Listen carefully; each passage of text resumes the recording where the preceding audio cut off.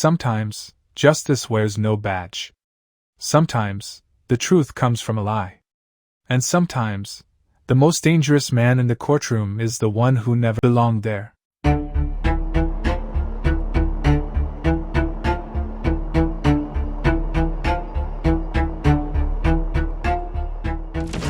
The man who spoke for the dead. He was born with nothing. No name that anyone remembered, no money, no legacy. Just a rusted fan in a leaking one-room apartment, and a father whose bones broke faster than his promises.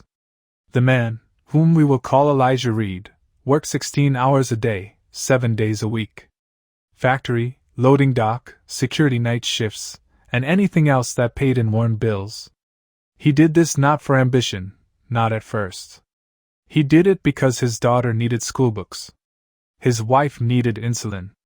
And his soul, what little was left, needed to believe that someday it would all mean something. But society never played fair. Relatives mocked his shoes, neighbors whispered behind curtains.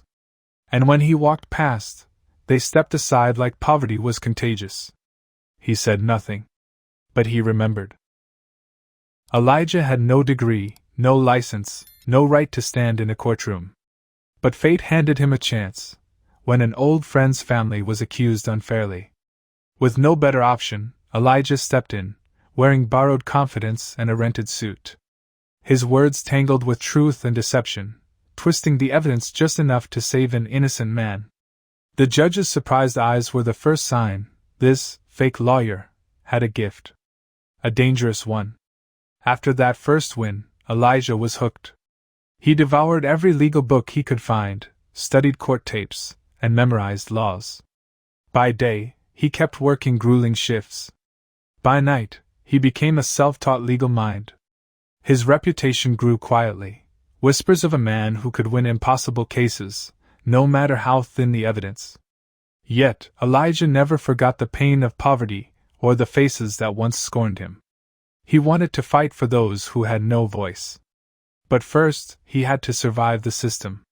Years passed. Elijah became a private lawyer. Not officially, but enough to get clients. He started taking pro bono cases, especially the cold ones, the unsolved, the forgotten. His sharp mind and unorthodox methods convinced judges, even when proof was weak. One day, a case landed on his desk, the unsolved murders by the so-called mystical killer, or MK, as the media called him. A serial killer leaving cryptic signs and eluding the police for 10 years. And then, after a decade of silence, the killings started again. Elijah dived deep, studying old reports, police files, and crime scenes.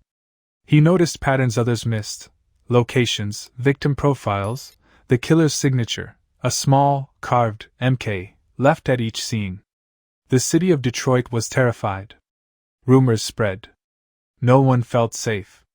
Elijah saw something beyond fear. He saw the desperate need for justice. And he promised himself he would catch MK. 3 weeks after the new killing, Elijah received an anonymous tip. A name, Eliza Monroe. She had disappeared the week before, and her friends feared the worst. Elijah found Eliza's blog. Her words hinted at secrets behind the murders, tied to a charity called Harbor House. A place meant to help the vulnerable, but maybe it hid something darker. Elijah confronted Pastor Marcus Denning, the public face of Harbor House. Denning smiled, calm and charming, but Elijah sensed menace beneath. He uncovered chilling connections between Denning and the victims. A tunnel system beneath Harbor House, used to silence those who threatened to speak. With help from Tasha Green, a survivor who had escaped Denning's grip, Elijah pieced the horrifying puzzle. Bones were buried beneath Harbor House. Denning's empire was built on fear and death. Elijah filed an anonymous tip, forcing authorities to act.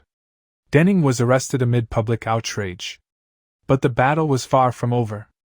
Threats came quickly: bullets, warnings, and attacks aimed to silence Elijah. Still, he pressed forward, pushing for justice. In court, Tasha testified, and evidence mounted. But the defense called Elijah a fraud, trying to dismiss the case. Then, Elijah surprised everyone. He confessed to faking his credentials, but insisted the truth was stronger than a title. The jury saw the evidence clearly. Denning was found guilty of multiple first-degree murders. Elijah's fight won justice not just for the victims, but for the voiceless. Elijah was offered a law degree.